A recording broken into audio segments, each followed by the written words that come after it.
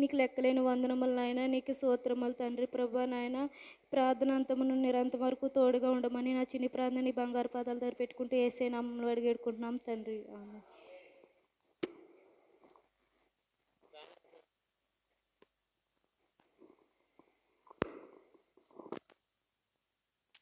వారం మనం గర్భఫలాన్ని దేవుడు ఎందుకు ఇస్తున్నాడు, ఎందుకు ఇవ్వట్లేదు అనే కొన్ని ప్రాముఖ్యమైన కారణాలు చెప్పుకున్నాం.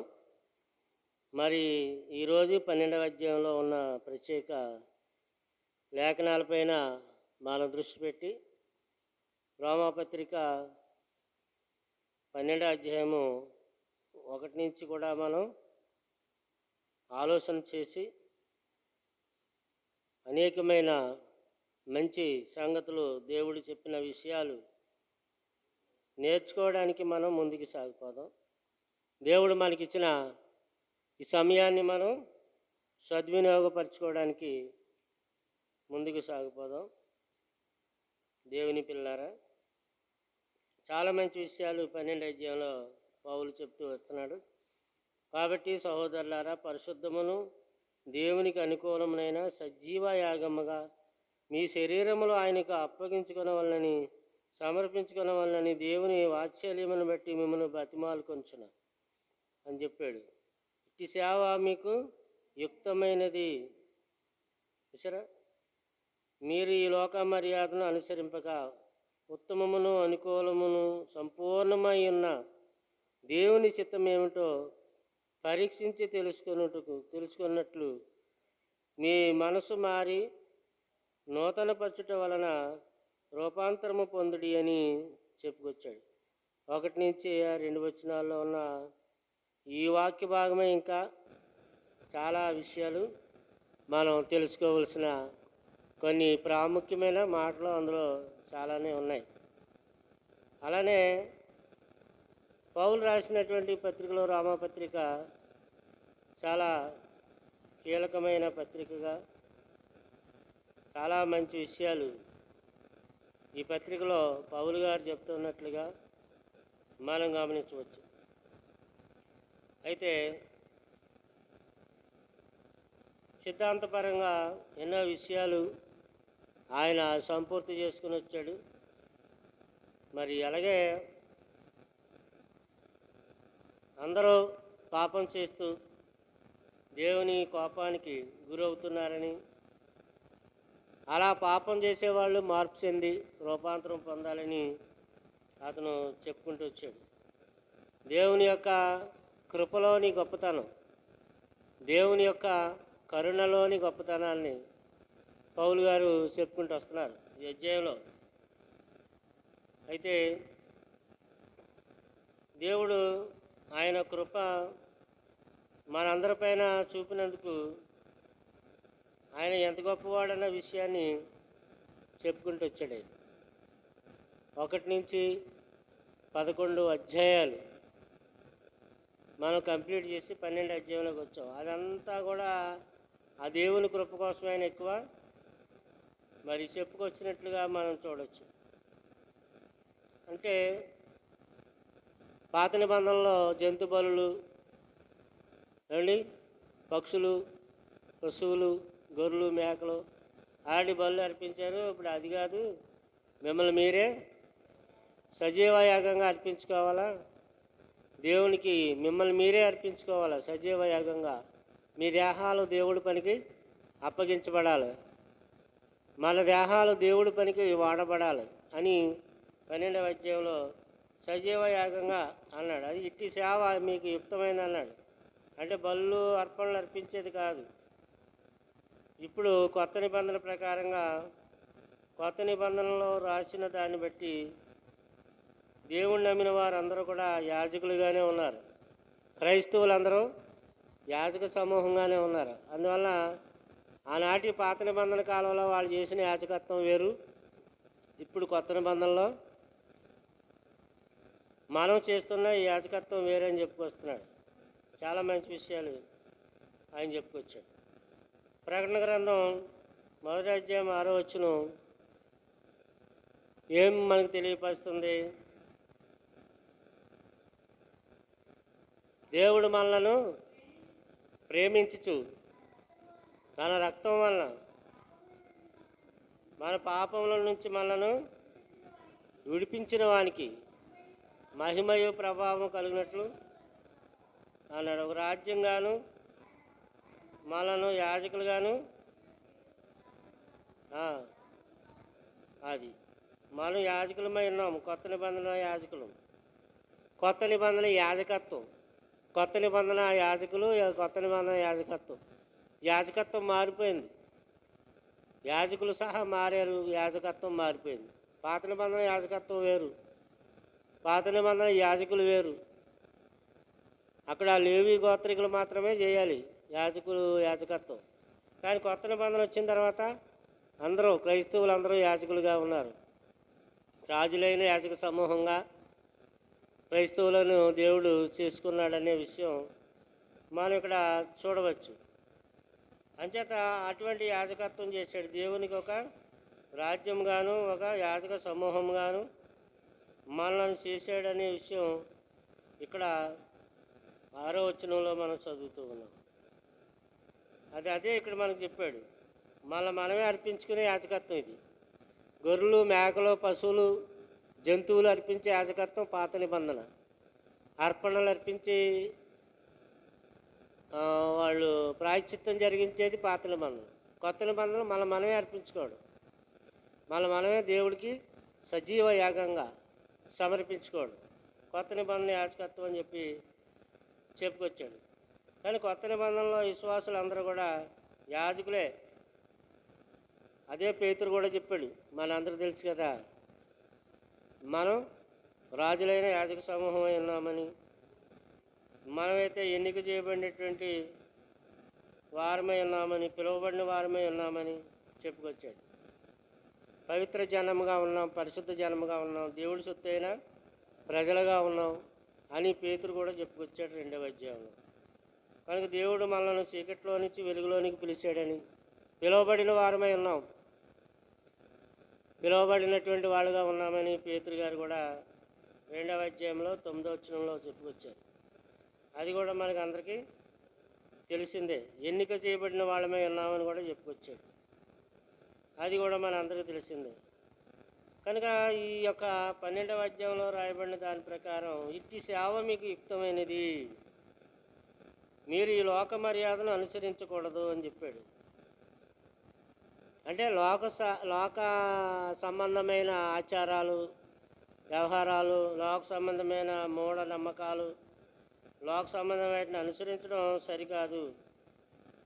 కొత్త నిబంధన ప్రకారంగా దేవునికి మహిమార్థంగా జిహ్వ ఫలం అర్పించాలి. బలులు, ధూప, దీప, నైవేద్యములు కాదు. జిహ్వ ఫలం అంటే మనం గాత్రంతో పాడాలి. గాత్రం నాలుక దేవుడి సేవకు ఉపయోగపడాలి, నోరు దేవుడి సేవకు ఉపయోగపడాలి. వాటిని త్యాగం చేయాలి. సాక్రిఫైస్ నీ నోటిని త్యాగం చేయాలి, నీ కళ్ళను త్యాగం చేయాలి, కాళ్ళు త్యాగం చేయాలి, చేతులు త్యాగం చేయాలి, శరీరాన్ని త్యాగం చేయాలి. నీ మెదడు, నీ ఆలోచన, నీ శరీరం మొత్తం టోటల్ దేవుడికి త్యాగం చేయాలి. కానీ దేవుడికి త్యాగం చేస్తలేదు, మనం దెయ్యానికి త్యాగం చేసి పెడుతున్నాం. ఈ దేహము దెయ్యానికి నిలయంగా మారిపోయింది, కానీ నిజానికి అది దేవుడికి, మీ దేహము దేవుని ఆలయమై ఉన్నదని మీరు ఎరగరా? మీరు విలువ పెట్టి కొనబడిన వారు, మీరు మీ సొత్తు కారు. విలువ ఏంటా? వెల చెల్లించాడు. ఏంటది? రక్తం. విలువైంది రక్తం. ఏమండి, రక్తం అంటే ప్రాణం. అది ప్రాణం. రక్తంలో ఏముంది? ప్రాణం ఉంది. మానవ దేహము 3 విధాలుగా నిర్మితమైంది, మీకు అందరికి తెలిసిందే. 1 ఆత్మ, 2 శరీరం, 3 ప్రాణం. 1 ఆత్మ, 2 శరీరం, 3 ప్రాణం. శరీరము, ఆత్మ, శరీరం, ప్రాణం, ఈ 3 ఉంటేనే మనిషి. చూసారా? అదేంటంటే రక్తం పోయిందనుకో, శరీరంలోంచి రక్తం పోతే ప్రాణం పోయినట్లు లెక్క. అప్పుడు ప్రాణం పోగానే ఆత్మ ఏం చేస్తే ఉంటుందమ్మా? అలాగా ప్రాణం పోయింది, ఆత్మ ఏం చేస్తాయి? కుమారి, ఆత్మ ఉండదు. ప్రాణం లేకపోతే నేను ఇక్కడ అస్సలు ఉండంటది. ఆత్మ వెళ్ళిపోద్ది, శరీరం అక్కడే ఉంటుంది. హాస్పిటల్ బెడ్ మీద కావచ్చు, రూములో పడకలో కావచ్చు, మంచం మీద కావచ్చు, అది ఎక్కడైనా కావచ్చు. ప్రాణం పోగానే ఆత్మ పోద్ది. ఆత్మ పోయిన మరుక్షణం డెడ్ బాడీ, శవం. ఆ శవం శరీరం ఎందుకన్నా పనికి వస్తుంది? ఇంకా తీసుకెళ్ళి పాతేయండి అంటారు. పనికిరాదు, తినదు, నడవదు, మాట్లాడదు, కదలదు, మెదలదు, శవంగా మారిపోయింది. కాబట్టి శవానికి మనం ఏం చేస్తున్నాం? సేవ చేస్తున్నాం. శరీరానికి సేవ చేసుకుని పొద్దున్న లేచి అరికాల నుంచి నడినెత్తి వరకు సోకులన్నీ దేనికి? సోకంతా శరీరానికే.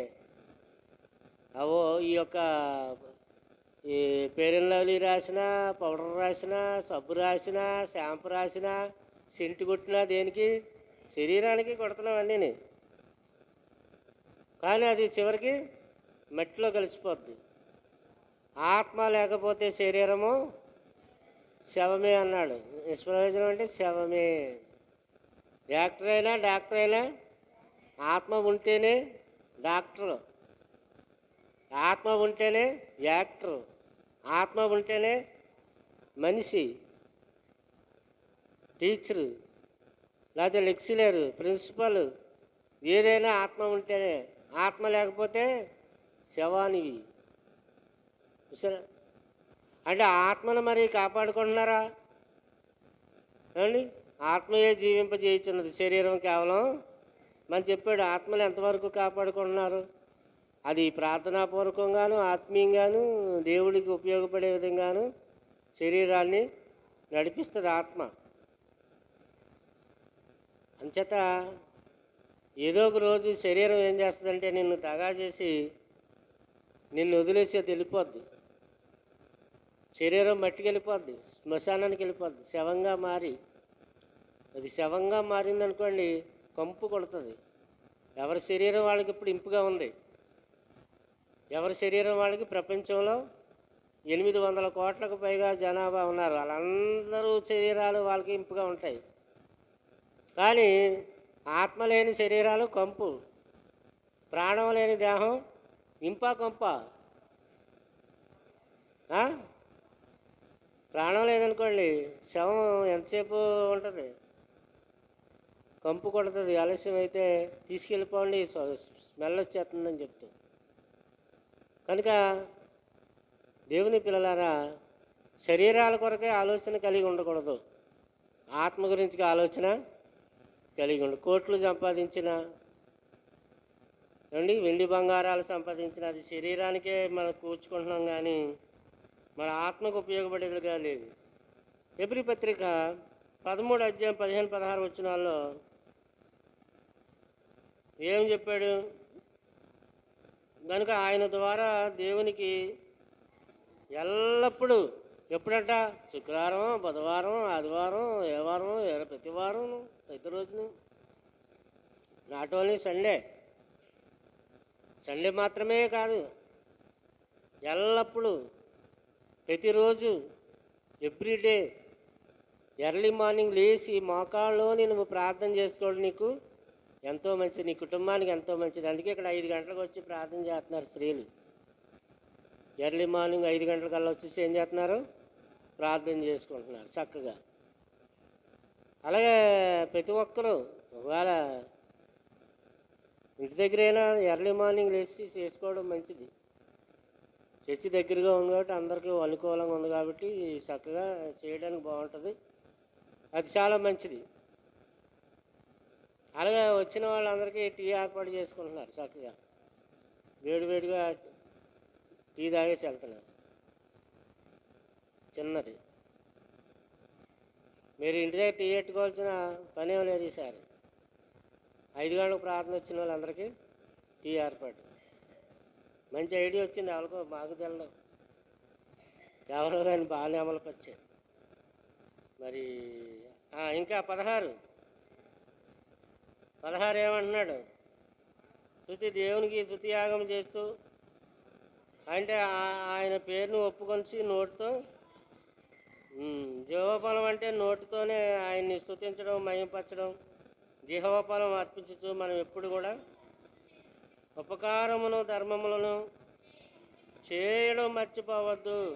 ఇట్టి యాగములు అది ఇట్టి సేవ యుక్తమైనదని ఇక్కడ అన్నాడు.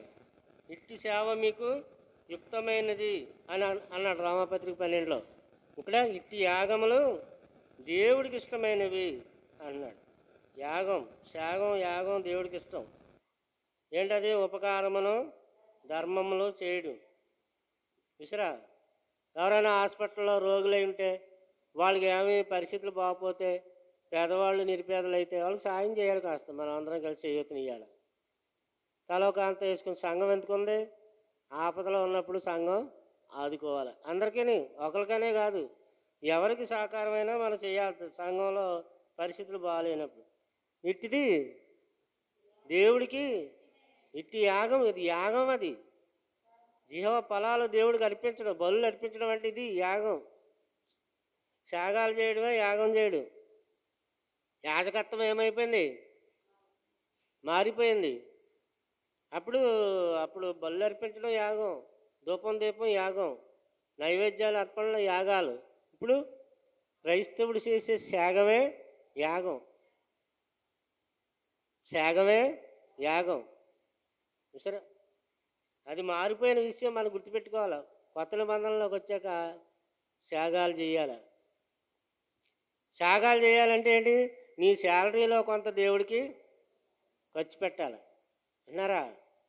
మీ శాలరీలో కొంత దేవుడికి ఖర్చు పెట్టాలి. మంచి పెద్ద లక్షలు వచ్చే శాలరీలు ఎవరికి లేవు, ఉంటే బాగును. అంతే కదా?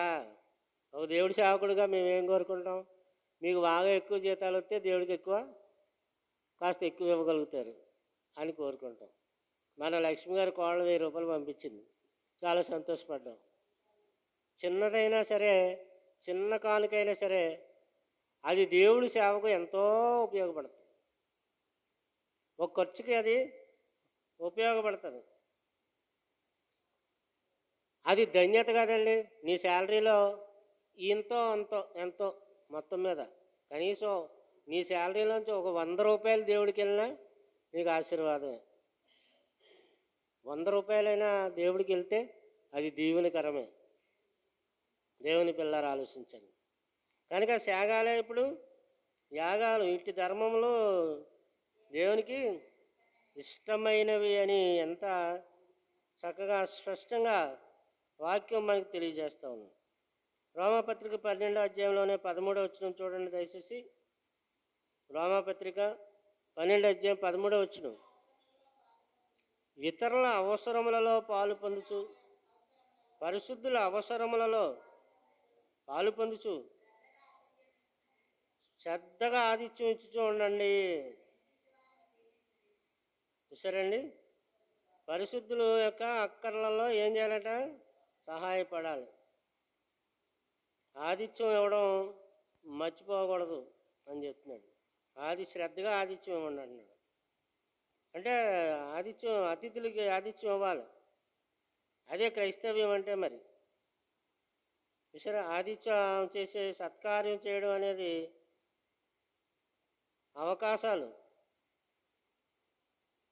అవకాశం దొరికితే ఏం చేయకూడదు తెలుసా?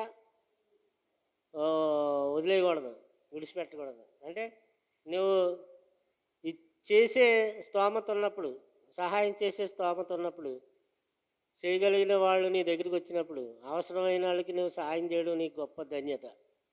వాళ్ళు తిరిగి ఇస్తారా ఇవ్వరా అన్నది తర్వాత సంగతి. కానీ నువ్వు ఇవ్వడం అనే మనసు నీకు చూసావా, అది చాలా గొప్పది. కనుక మనం మన ప్రేమ మన ప్రవక్తల్లో చూపించాలి, మాటల్లో కాదు. ఎలా చూపించాలండి?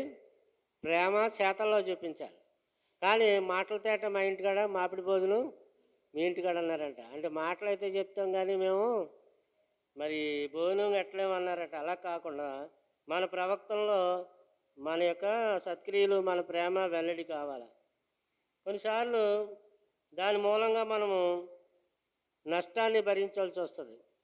అయినా పర్వాలేదు, దేవుడి కొరకు నష్టపోయినా మంచిదే.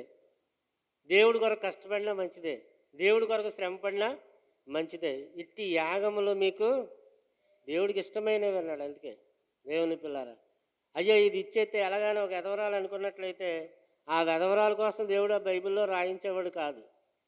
ఆ 2 కాయిన్లు ఆయన దగ్గర, ఆవిడ దగ్గర ఉన్న ఎదవరాల దగ్గర ఏం చేసింది? పేద వెధవరాలు పాట ఉంది కదా,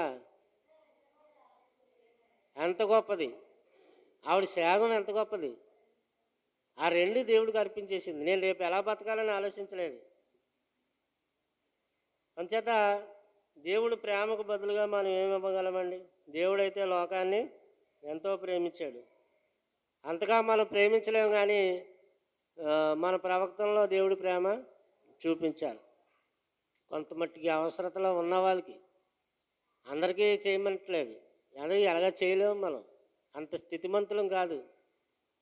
ఏమండి, అంత గొప్ప స్థితి మనకు లేదు. ఇక్కడ మనకు పని లేదు, పాటు లేదు. మన భారతదేశంలో, ముఖ్యంగా ఆంధ్రాలో, మరి ముఖ్యంగా మన పిఠాపురంలో ఏ పని పాటు లేదు. ఒక్కో ఇంట్లో 4 ముగ్గురు కూర్చొని తింటున్నారు, ఏ పని పాటు లేదు. నన్ను ఒక ఆయన అడిగాడు, మీరు పాస్టర్ గారు కదా, మరి రోజు పని ఉంటుందా? ఏం పని ఉందండి, ఆదివారం తప్ప మిగతా రోజులు ఖాళీ. ఎంతమంది ఖాళీగా ఉంటున్నారని అడిగాడు. 3 ఖాళీగా ఉంటున్నామండి, మా అబ్బాయి, మా ఆవిడ, నేను 3 ఖాళీగా. మా కోళ్ళు ఒక ఆవిడే వెళ్తుంది అన్నాను.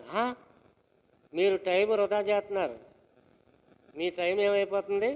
వృధా అయిపోతుంది. టైం అనేది విలువైంది, కాలం విలువైంది. మీరు అలా వృధా చేయకండి, ఏదో ఉపయోగించండి అని చెప్పాడు. మరి ఎలా ఉపయోగించాలండి మాకు తెలియటం లేదు. ఏదో చిన్న బిజినెస్ పెట్టుకోండి, లేకపోతే చిన్న అది చేయండి, చిన్న ఇది చేయండి అని నాకు సలహాలు సూచనలు చెప్పాడు. మంచి మిత్రుడు కాబట్టి చెప్పాడు. కానీ ఏది మనకు సాధ్యం అవుతుంది? దేవుని పిల్లలు ఆలోచించాలి. అంటే మనం ఏం చేసుకున్నాం? సమయాన్ని వీళ్ళకి 4-4 వేలు పెన్షన్ వస్తుంది పెద్దవాళ్ళకి, కనుక వీళ్ళు ఇంక ఏ పనికి వెళ్ళరు, ఏది చేయరు. ఇదివరకు ఏదో పని చేసుకునేవారు స్త్రీలు కూడా, పెద్దవాళ్ళు కూడా. ముసలివాళ్ళు అయిపోయే వరకు ఏదో పని చేసేవాళ్ళు, ఏం వచ్చేది కాదు. కాబట్టి ఇప్పుడు 4 వేలు వస్తుంది అనుకోతికి, నెల తిరగబోతుకి మనకి అలాగా 4 వేలు వచ్చేద్దా నీకు ఏ పనికి? మా అత్తగారు కావచ్చు, మా అమ్మగారు కావచ్చు, చెప్తున్నాను. కాళ్ళ మీద కాలేసి కూర్చోటి చక్కగా ఈ పనికి వెళ్ళరు. అలా కాదు. నాకు తెలిసి ఒక ఆవిడ ఉండేది. ఆవిడ ఎన్ని బట్టల్లో పనిచేసేది. తుడవడానికి వెళ్ళేది, 4-5 బట్టల దగ్గర తుడిచేది, కళ్ళాపు చల్లేది పొద్దున్నే పోయి. వాళ్ళొక 2000, వీళ్ళొక 2000, వీళ్ళొక 2000, 2 వేలు చెప్పిన నెలకు 10,000, 12,000 తెచ్చేది ఆవిడ. నాకు ఎలా తెలుసు అంటే, ఒకప్పుడు నేను ఒక బ్యాంకులో డబ్బులు కట్టించేవాడిని. కట్టించుంటే ఆవిడకి డబ్బులు కట్టేది, మనవాళ్ళకి మనవరాలకి ఖర్చు పెట్టేది. ఆ డబ్బు అంతా ఫిక్స్డ్ డిపాజిట్లు చేసింది, ఎల్ఐసీలు కట్టింది. ఆవిడ చనిపోయిన తర్వాత ఏకమత్తంలో బోళ్ళంత డబ్బు వచ్చింది. ఆవిడ కూలీ నాలి చేసుకునే మనిషే. దేవుని పిల్లారు అంటే టైము మనం ఏం చేయకూడదు? వృధా చేయకూడదు, వృధా చేయకూడదు. అందుకే నేను ఎప్పుడూ చెప్తూ ఉంటాను, మనం సమయాన్ని సద్వినియోగం చేసుకోగలిగితే చాలండి, మనకి ఇబ్బందులు ఉండవు. కానీ మనం ఏం చేయలేకపోతున్నాం?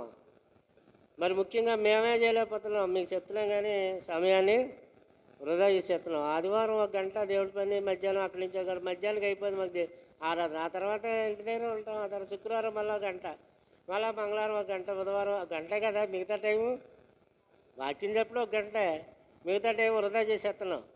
అంటే పాస్టర్లు కూడా ఎలాగున్నారంటే ఈరోజు చాలా ప్రాబ్లంలో ఉన్నారు. కారణం ఏంటంటే టైం వృధా చేసుకోవడం వల్ల. మరి ఏం చేయాలా? ఇక్కడ ఈ పిఠాపురంలో ఏ పనులు లేవు, ఏం చేస్తారన్న దారి తెలియలేదు. గృహాలు దర్శించారు కదా అండి, ప్రార్థన చేస్తాం, అదని చెప్పి చేస్తాం. అంతమంది చేస్తే ఎల్లోళ్ళు ఇంటికి అంతమాని వెళ్తే బాగుంటుందా? అంతమాని వెళ్తే ఆలోచించుకుంటారు, ఈ పాస్టర్కి పనే ఉంది, ఎంతమంది వచ్చేస్తున్నాడు మా ఇంటికి అని. అవసరాలు ఉన్న చోటకి వెళ్ళొచ్చు, తప్పులేదు. రోగంగా ఉన్న వాళ్ళకి, అనారోగ్యంగా ఉన్న వాళ్ళకి వాళ్ళ దగ్గరికి వెళ్ళి ప్రార్థన చేసి తప్పులేదు. నిజానికి మనకి ఎంతో పని ఉంది అనుకుంటున్నాం, కానీ ఏం పని లేదు, రాబడలేదు. ముఖ్యంగా అంతే కదా. పని ఉంటే ఏమవుతుంది? సామెతల గ్రంథం చెప్తుంది, ఏ పని చేసినాను లాభమే కలుగును, ఏ పని చేసినాను లాభమే కలుగును. బైబిల్ ఎన్నో గొప్ప సంగతులు చెప్పింది, మనం అనుసరించాం, బోధిస్తాం, బోధకులమే కానీ అనుసరించాం. చెప్పడం చెప్తాం, బోధకులమే, పాస్టర్ అమ్మ కావచ్చు, పాస్టర్ కావచ్చు, చెప్తారు కానీ చేయరు. అలాగ ఉంది మన పరిస్థితి. దేవుని పిల్లలారా ఆలోచన చేయండి. కాబట్టి పరిశుద్ధులు అక్కర్లో ఏం చేయమన్నాడు? పాలు పంపులు పొందుచు శ్రద్ధగా ఆదిత్యం ఇవ్వండి. పరిశుద్ధులు అక్కర్లో ఏం చేయాలట? అంటే వాళ్ళకి సహాయ సహకారాలు అందించడం గురించి చెప్తున్నాడు. కొరింథీ 2వ పత్రిక 9వ అధ్యాయము 15వ వచనం. కొరింథీ 2వ పత్రిక తీయండి, బైబిల్ ఉన్న వాళ్ళందరూ. ఎంత మనం బద్ధకస్తులు అంటేనండి, చెప్పశక్యము కానీ ఆయన వరమును గూర్చి కృతజ్ఞతాస్తుతులు చెల్లించాలని అన్నాడు.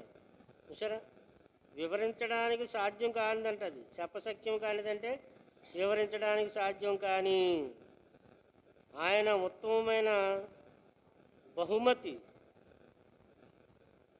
గురించి దేవునికి కృతజ్ఞతలు తెలుపుచున్నాను. చెప్పశక్యము కానీ మళ్ళా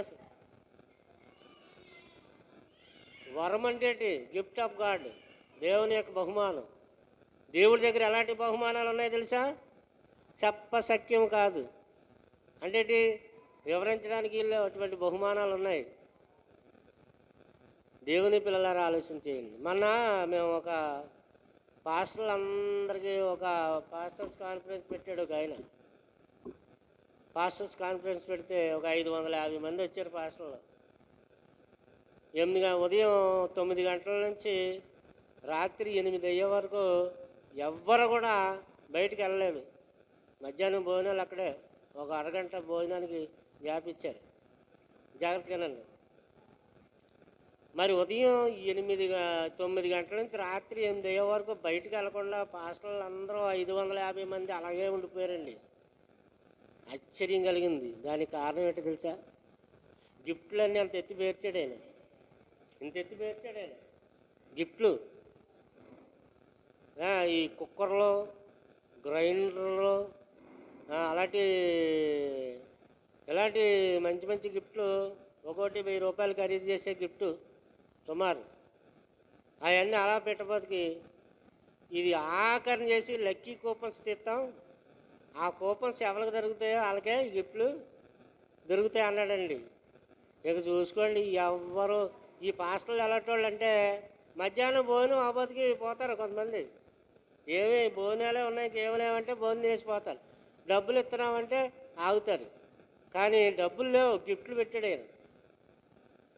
మధ్యాహ్నం భోజనం, సాయంకాలం ఆఖరి వరకు కూపన్ తీసే వరకు ఉన్నవాడికే గిఫ్ట్ అన్నాడు. ఇక చూసుకోండి, అక్కడ వెళ్ళలేదు, అందరు అక్కడే ఉన్నారు, గిఫ్ట్లుగా చూస్తారు, ఎవరికి వెళ్తుందో. అక్కడ ఫస్ట్ ఎంట్రన్స్లోనే పేర్లు రాసేసుకున్నారు, నెంబర్స్ ఉన్నాయి, ఆ నెంబర్స్ పెట్టి పేర్లు పెట్టి ఈ కూపన్స్ తీశారు. అది తీయడం వల్ల ఒక్కో పేరు పిలుస్తుంటే వాళ్ళకి వచ్చే గిఫ్ట్ల కోసం ఆఖరి వరకు అందరూ ఉన్నారండి. దేవుని పిల్లలారా, ఎందుకు చెప్తున్నానంటే ఇప్పుడు చదవండి మళ్ళా, ఆ వచ్చినప్పుడు మీకు బాగా అర్థమవుతుంది. గిఫ్ట్లు, దేవుడి దగ్గర ఉన్న గిఫ్ట్లు ఎలాంటివి? వరములు. చెప్పశక్యం కాదంట, అంటే వివరించడానికి వీలు సాధ్యం కానిటువంటి మంచి ఉత్తమమైన శ్రేష్టమైన బహుమతులు ఉన్నాయి. ఆ బహుమతుల గురించి దేవా నీకు కృతజ్ఞతాస్తుతులు చెల్లించుచున్నాను అంటున్నాడు పౌలు. వండర్ఫుల్ కదా. మరి దేవుడి దగ్గర అటువంటి గిఫ్ట్లు ఉన్నాయని, దేవుడు ఇస్తాడని ఆయన తెలిసి దేవుడి సందికి వస్తున్నారా అంటే ఏదండి మరి ఏం కనపడలేదు ఇక్కడ అనుకుంటున్నారు, అవునా? కానీ ఆయన ఇచ్చే గిఫ్ట్ చాలా అద్భుతంగా ఉంటుంది. కంటికి కనబడదు, చెవికి కనబడదు, నీ మనసుకి అసలు అర్థమవుతుంది ఆయన ఇచ్చేది. అది అర్థం కాక వీళ్ళకి బుర్రకెక్కలేదు. శుక్రవారం ప్రార్థనకి రారు, ఆదివారం ఆరాధనకి రారు.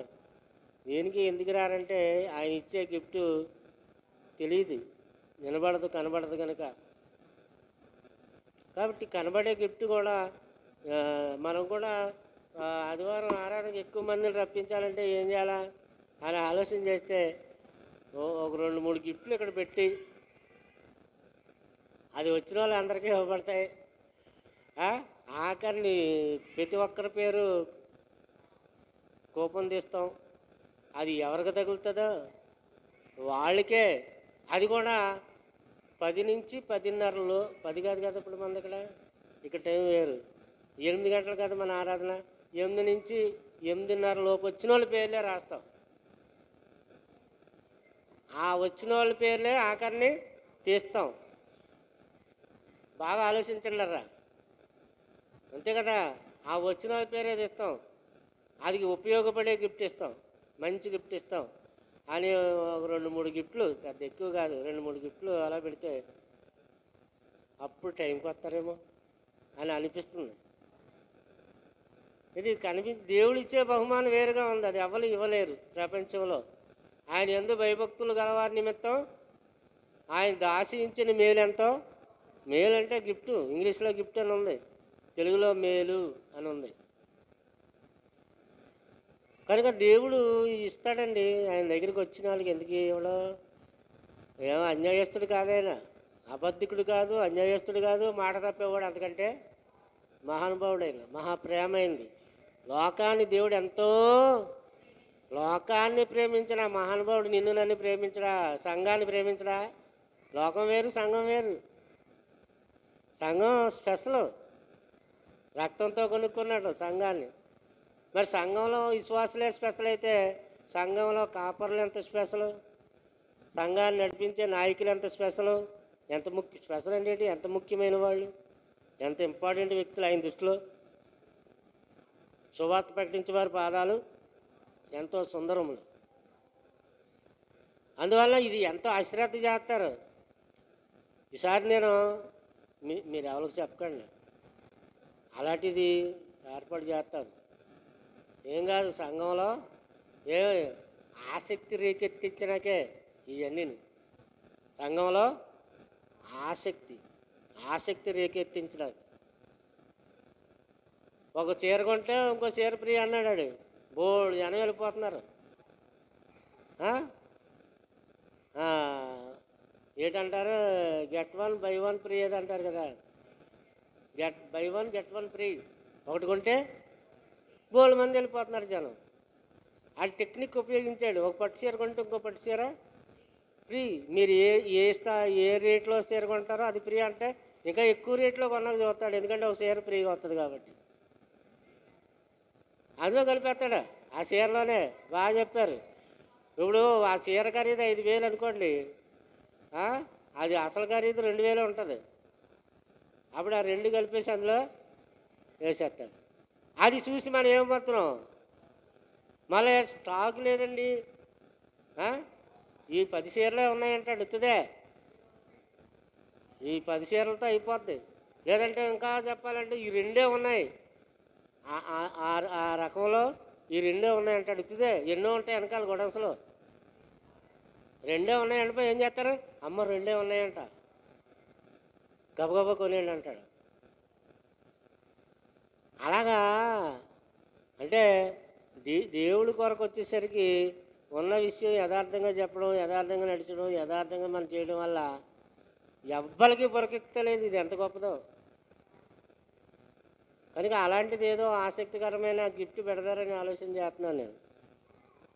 దేవుడి వైపుకి అలాగైనా సరిగా వస్తారేమో, అలాగైనా శ్రద్ధగా ఉంటారేమో, అలాగైనా టైము పాటింతారేమో. పరలోక గిఫ్ట్లు పరలోకంలో దేవుడు ఇచ్చే ఎలాగా ఉంటాయి, ఎంపిక చేయబడిన వాళ్ళకి ఇస్తాడు, అందరికీ కాదు.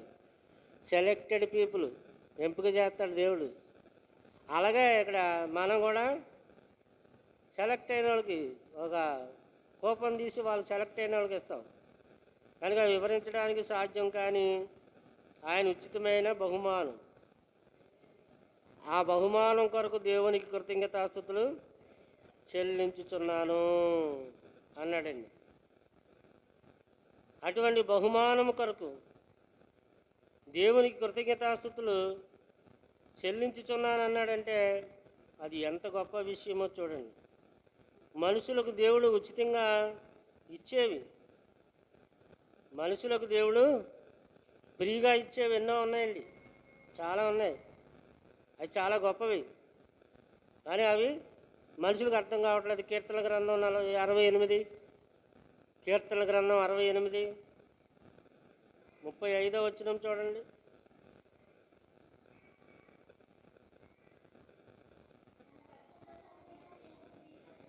తన పరిశుద్ధ స్థలములలో దేవుడు భీకరుడు,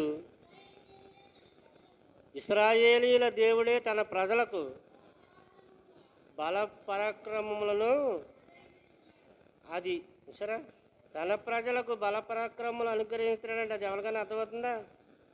తన పవిత్ర ఆలయంలో, దేవుని పరిశుద్ధ సన్నిధిలో ఆయా భక్తులకి దేవుడు కలిగించేటువంటి, దేవుడు ఇచ్చేటువంటి బహుమానాల కోసం అక్కడ చెప్పాడు. బల పరాక్రమములు చూసారా, బల ప్రభావములు అనుగ్రహిస్తున్నాడట. ఎందుకు? దేవునికి కృతజ్ఞతలు చెల్లించున్నాడు. స్థుతివందనలు కాకుండా దేవుని కృతజ్ఞత కూటం పెట్టుకున్నాడు. సరే, దేవుని పిల్లల ఈ వాక్యాలు అర్థం కాక చాలామంది దేవుడి సన్నిధికి రావడానికి వెనకడుగు వేస్తూ ఉంటారు.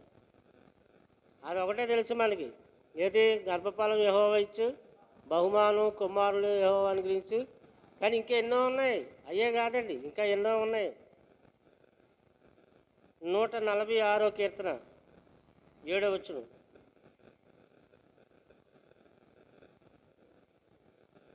146వ కీర్తన 7వ వచనం. బాధపరచబడు వారికి ఆయన న్యాయము తీర్చును, ఆకలిగొన్న వారికి వండర్ఫుల్ అండి. బాధపడి ఉన్నారనుకోండి, దౌర్జన్యానికి గురయ్యారు, దారిద్ర్యంలో ఉన్నారు, సమస్యలతో ఉన్నారు, అటువంటి వారికి ఏం చేస్తాడట? న్యాయం తీరుస్తాడు. ఆకలి కొనిన వారికి ఆహారం అనుగ్రహిస్తాడు. యెహోవా బంధకాలలో ఉన్న వారికి విడిపిస్తాడు. యెహోవా అదేండి, గుడ్డివారి కన్నులు తెరవజేయవాడు, కృంగిపోయిన వారిని మరలా, వండర్ఫుల్ గాడ్, అద్భుతమైన వరాలు, అద్భుతమైన దేవుడు, వండర్ఫుల్ లవ్. సరే, దేవుడి ప్రేమ అద్భుతమైంది.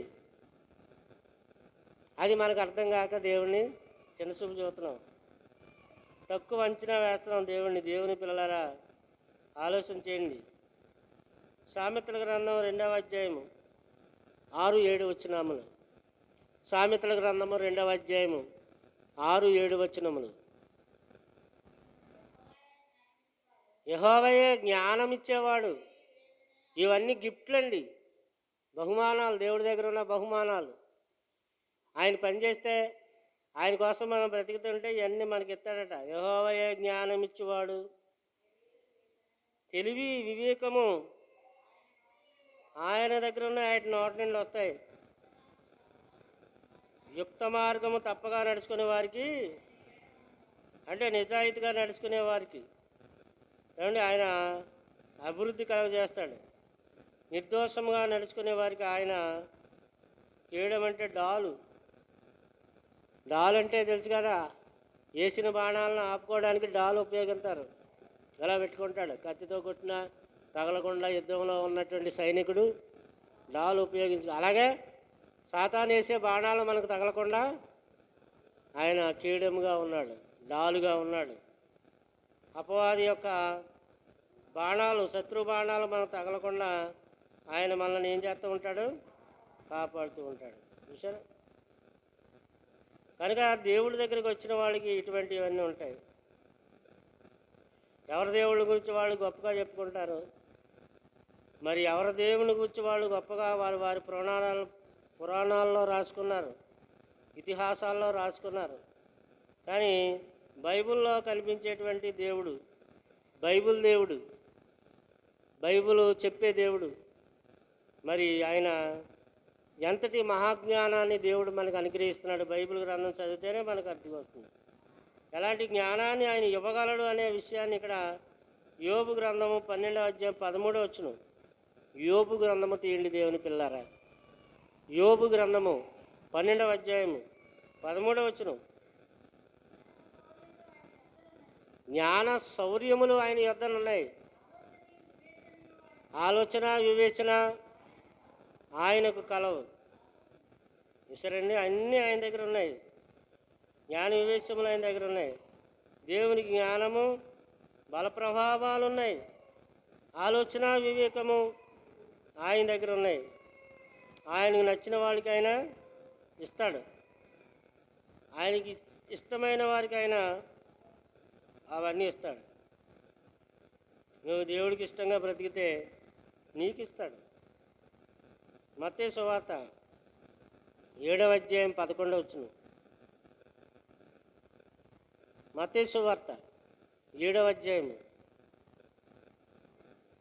11 ఏం రాయబడి చదవండి.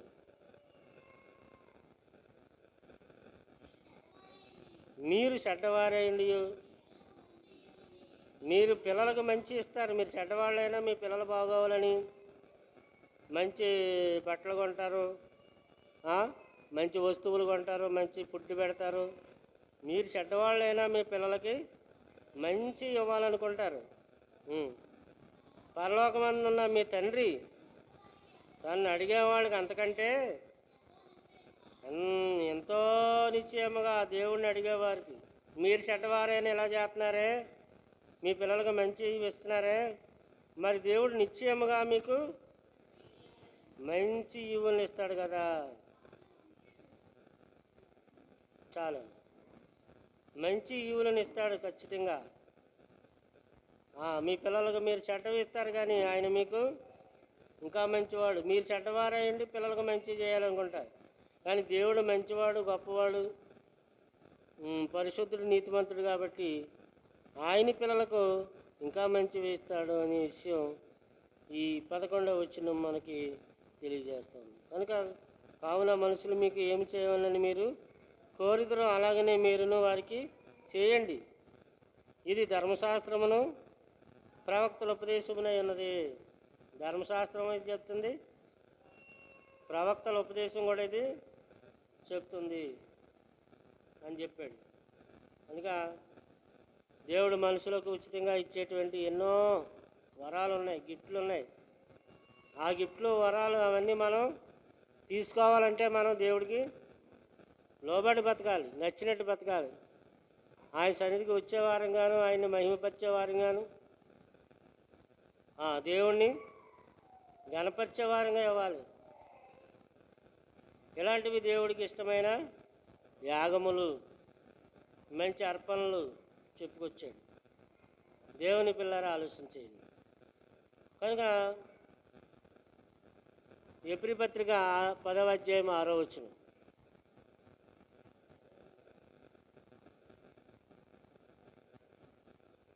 ఎబ్రీ 10:6 వచనం.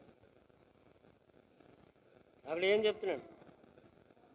పూర్ణ హోమములను, పాప పరిహారార్థ బలులను నీకు ఇష్టమైనవి కావు. సరే, పూర్ణమైన బలులు, పాత నిబంధనలు అర్పించే బలు, ఇవన్నీ నీకు ఇష్టమైనవి కావు. గ్రంథపు చుట్టలో నన్ను గూర్చి రాయబడిన ప్రకారం దేవా, నీ చిత్తము నెరవేర్చుటకు ఇదిగో నేను వచ్చాను. నువ్వే కావాలి దేవుడికి. నువ్వు అర్పించే అర్పణలు, బళ్ళు, ధూప నైవేద్యాలు కావు. నిన్ను నీవే దేవునికి సజీవ యాగంగా సమర్పించుకోవాలని దేవుడు కోరుచున్నాడు. ఇదిగో అది యేసుప్రభువు వారు తను తానే అర్పించుకున్నాడు సజీవ యాగంగా. బలి అర్పణ నువ్వు కోరలేదు, కానీ నాకు ఒక శరీరాన్ని ఇచ్చి, ఆ శరీరాన్ని నీకోసం ఇచ్చేసాడు. సిలువకు కొట్టబడింది ఆయన శరీరం. ఏమండి, ఆయన చిత్రహింసలు పెట్టబడ్డాడు యేసుప్రభు. శరీరం అంతా చిత్రవద అయిపోయింది, రక్తం సిందించాడు. ఎంత త్యాగం చేశాడు, ఎంత గొప్ప త్యాగం చేశాడు. అటువంటి త్యాగం దేవుడికి ఇచ్చే గుణమైంది. త్యాగమే యాగం. అది ఏంటండి? త్యాగమే యాగం, దేవుడికి ఇంపైనది. ఇట్టి సేవ మీకు యుక్తమైనది. ఇటువంటి వారు దేవునికి ఇష్టులైన వారు. దేవుని నమ్మిన వాళ్ళు కేవలం పెదవులతో కాక, నాలుగుతో కాక, క్రియలతోనూ సత్యముతోనూ దేవుణ్ణి ఆరాధించాలి. అది చెప్పుకొస్తున్నాడు. ఈ లోక మర్యాదను మీరు అనుసరింపక ఏది ఉత్తమమో తెలుసుకోండి, ఏది సత్యమో తెలుసుకోండి, ఏది నిజమో తెలుసుకోండి, ఏది వాస్తవమో తెలుసుకోండి. అన్నీ ఒకటేండి అని అనకండి. అది దేవుడు చెప్పాడు. ఏది ఉత్తమో పరిశీలించండి. చీర కొన్నాకి వెళ్తే ఏం చేస్తారు? షాప్ అంతా తిరిగేసేస్తారు. ఒక చీర కొన్నాకి వెళ్ళి ఏం చేస్తారండి స్త్రీలు? మొత్తం చీరలన్నీ తిరిగేసేసి చిలక ప్రశ్నలు చేసినప్పుడు ఆ చిలక పేక ముక్కలన్నీ ఎలా తిరిగేసేస్తుందో, ఈ చిలకలు కూడా బట్టల షాప్కి వెళ్తే మొత్తం అన్నీ తిరిగేసేస్తాడు. వాళ్ళకి నచ్చింది కొనుక్కుంటారు. అలాగే దేవుడు కూడా ఏం చెప్తున్నాడు? ఉత్తమమైనది ఏదో తెలుసుకోండి, లోక మర్యాదను అనుసరించకండి, లోకులందరూ చేసినట్టు మీరు చేయకండి, దేవుడికి ఇష్టమైనది ఏదో తెలుసుకోండి, ఆయనకు నచ్చింది ఏదో తెలుసుకోండి, ఆయనకు నచ్చినట్టు చేయండి. ఎంత గొప్ప మాటలండి! దేవుడికి నచ్చినట్టు చేసేవాళ్ళే దేవుడు మెచ్చుకునేవాడు. అటువంటి వారికి దేవుడు ఏ మేలు చేయక మానడు. ఆ దేవుడు వాళ్ళ కొరకు దాచించిన మేలు మరి ఎంతో గొప్పది. ఈ లోకము అనుసరించకూడదు. సజీవ యాగంగా నిన్ను నీవే దేవునికి సమర్పించుకో. దేవునికి ప్రీతికరమైన సేవ చేయి. దేవుని యుక్తమైన సేవ, దేవుడు నచ్చే సేవ చెయ్యి అని దేవుడు ఈ అధ్యాయంలో మనల్ని కోరాడు. ఈ మాటలన్నీ అన్న తర్వాత మనం ఎటువంటి వాళ్ళమే ఉండాలి, ఎటువంటి ఆలోచనతో ఉండాలి, అటువంటి ఆలోచన దేవుడు మనకు అనుగ్రహించి నడిపించును గాక. మరి ప్రార్థన చేసుకుందాం. అందరూ తల వంచి ప్రార్థన చేసుకుందాం.